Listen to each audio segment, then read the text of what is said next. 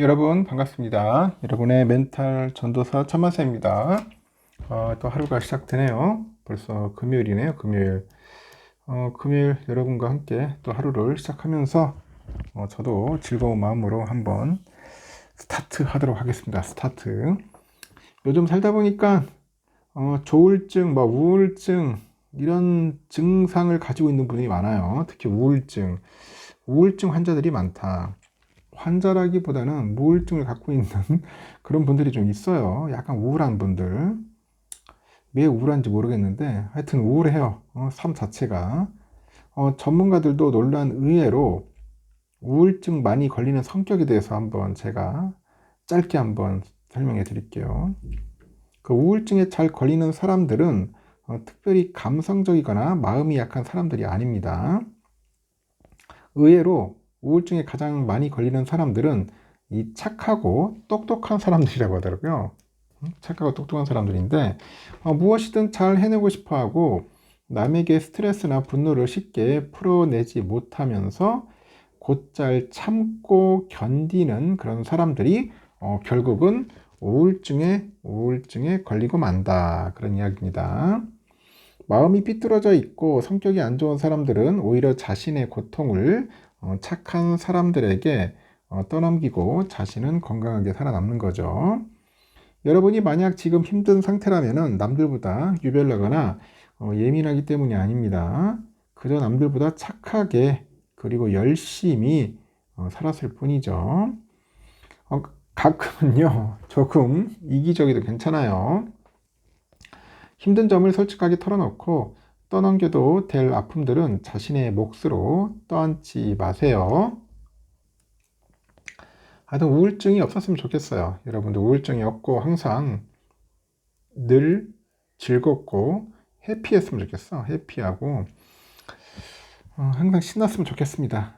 즐거워야죠. 인생이 얼마나 지겨우면은 참 요즘 그래서 우울증 막 걸려가지고 집에만 거의 막 처박혀 있어가지고 나오지도 않는 분들도 꽤 있는 것 같은데 빨리 돌파합시다. 우울증 깨버립시다.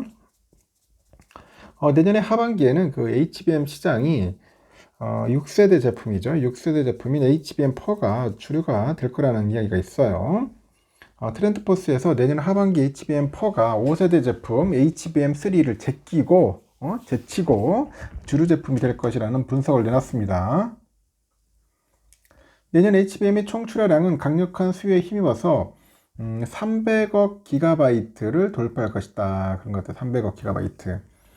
특히 트렌드포스는 메모리 공급사들의 생산량의 확대로 인해서 HBM4의 시장 점유율은 지속적으로 올라서 내년 하반기 HBM4가 주류 제품이 될 것으로 전망을 하고, 현재 메모리 공급사들은 HBM4 제품 로드맵을 적극 추진하는데 엔비디아의 차세대 GPU인 루빈 등의 HBM4가 탑재될 가능성이 크다고 하네요. 트렌드버스는 HBM 시장 위에 있는 하이닉스가 50% 이상의 점유율로 선두를 유지할 것으로 보고, 삼성전자랑 마이크론은 HBM4 경쟁에서 하이닉스와의 격차를 좁히기 위해서 이 수율하고 생산 능력을 개선해야 할 거라고 분석을 하네요. 그리고 HBM3는 출시 당시 20%의 가격 프리미엄이 붙었다. 그래서 HBM4는 제조 난이도가 높아서 한 30% 정도의 프리미엄이 붙을 거로 예상을 한답니다. 30%. 그러니까 많이 만들어야 돼. 빨리 만들고 잘 팔아야겠죠. 오늘 매장 오픈 2시간 전부터 나와서 기다렸다고 하는데 이 첫 번째 수령자가 돼서 다양한 선물도 함께 받을 수 있어서 너무 기쁩니다. 이런 이야기를 하던데요. 누구냐면 이거 오늘 갤럭시 S25 엣지를 판매를 했는가 봐요. 오늘 삼성이 선보인 초슬림 플래그십 스마트폰인데 강남 매장 1호 사전 구매자 머씨가 그렇게 이야기를 한 겁니다. 제품 수령 소감을 묻자 얇고 가벼운 갤럭시 S25 엣지를 동생한테 선물하려 구매했다. 야, 이게 직접 와서 산 사람도 있네요.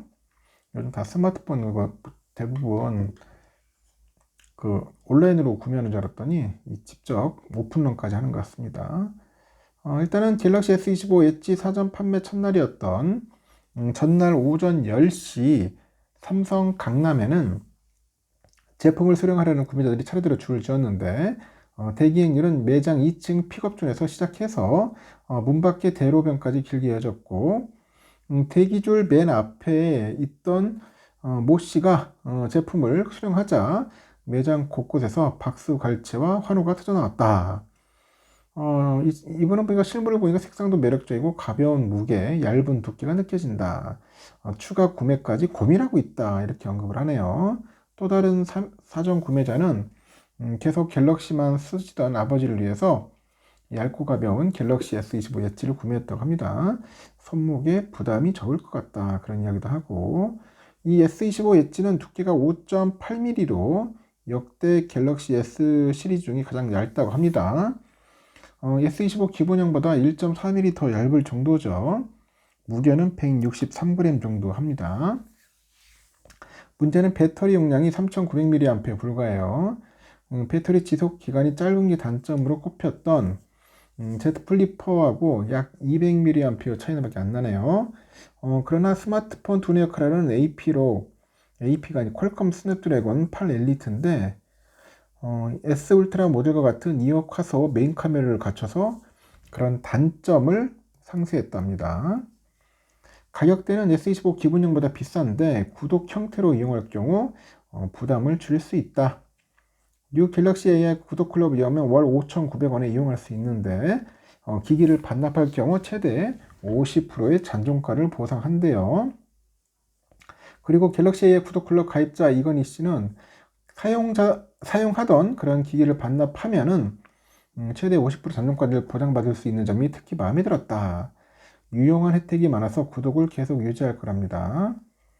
하여튼 삼성의 그 강남을 찾은 고객들은 체험존에서 갤럭시 S25 엣지하고 그 무게와 두께 기능 등을 이제 체험을 한 거예요.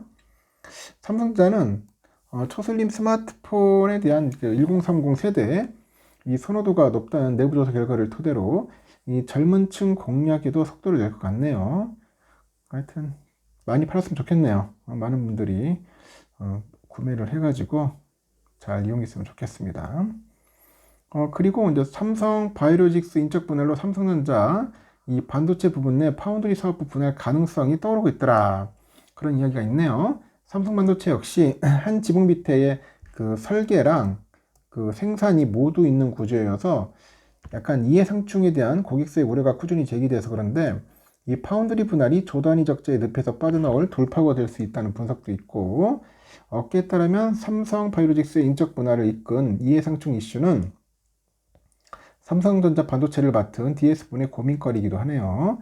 삼성 파운드리는 3나노 초미세 공정을 통해서 이 반도체를 만들고 있고 연내 2나노 양산을 준비하고 있습니다.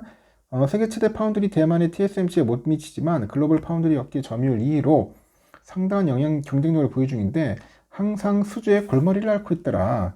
삼성 파운드리 기술력이나 이 수율 문제도 원인인데 업계에서는 그 이해상충이라죠. 이해상충 이거를 주된 이유로 봅니다. 주된 이유로 보고 있고 DS 부분에서 반도체 설계를 담당하는 시스템 LSI가 있어요. LSI 이게 있다 보니까 애플하고 뭐 엔비디아 입장에서는 이 삼성 파운드리에 일감을 줄 경우 자칫 설계 노하우가 이 시스템 LSI로 흘러가는 게 아니냐 이런 우려감을 갖나 봐요. 그래서 파운드리 분할은 수주 감원 문제를 한 번에 해결할 수 있는 대안으로 꼽힌다 이런 이야기가 있고 이 파운드리 분할은 수주원대 적자 탈출의 계기를 마련할 수 있다고 하죠.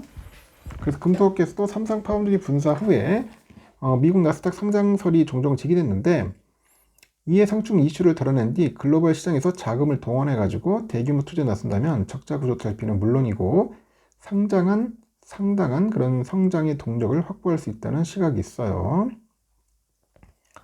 시스템 LSI 사업부는 지속적인 기술 부진과 수익 악화로 올 초부터 삼성 글로벌 리서치 경영진단실의 현미경 진단을 받고 있고 업계에 따르면 경영진단이 막바지에 이르러서 조만간 사업부의 운명이 결정될 것으로 봅니다. 그래서 LS 사업부 처리 방안을 포함해서 DS 부문의 조직 개편이 이루어질 경우 파운드리 사업부 분리 문제에 향방 역시 가능할 수 있을 것으로 전망을 하네요. 업계에서는 우선 시스템 LS 사업부의 모바일 AP 사업팀이 갤럭시 S25 등 스마트폰 IT 기기를 생산하는 모바일 경험 사업부에 편입될 가능성을 점치고 이런 경우에는 파운드리 분할 가능성은 더욱 높아지는 거죠. 다만 MX 사업부는 수익성 저하 등을 이유로 인해 가지고 시스템 LS 사업부와의 결합을 반대하는 것으로 알려져 있네요. 시스템 LS 사업부가 MX 사업부랑 편입되지 않을 경우 다음으로 제기되는 시나리오는 이 파운드리 사업부랑 통합이다. 이 두 사업부는 2017년까지 한 사업부였는데 삼성전자 반도체 위기 극복을 위한 최대 과제 중 하나가 2나노 이하의 최첨단 공정의 성공이죠. 이를 위해서 설계와 생산이 힘을 합쳐야 한다는 취지인데 이 사업부 통합론도 제기되는 것으로 전해졌다고 합니다. 삼성전자가 설계랑 생산 사업부를 통합하는 결론을 내릴 경우에는 이 파운드리 사업부 분리카드는 사실상 이 백지화 수순을 밟을 거로 전망이 된다고 합니다. 과연 어떻게 될지 한번 지켜볼 필요가 있을 것 같습니다. 여기까지 하겠습니다, 여러분. 좋은 하루 보내십시오.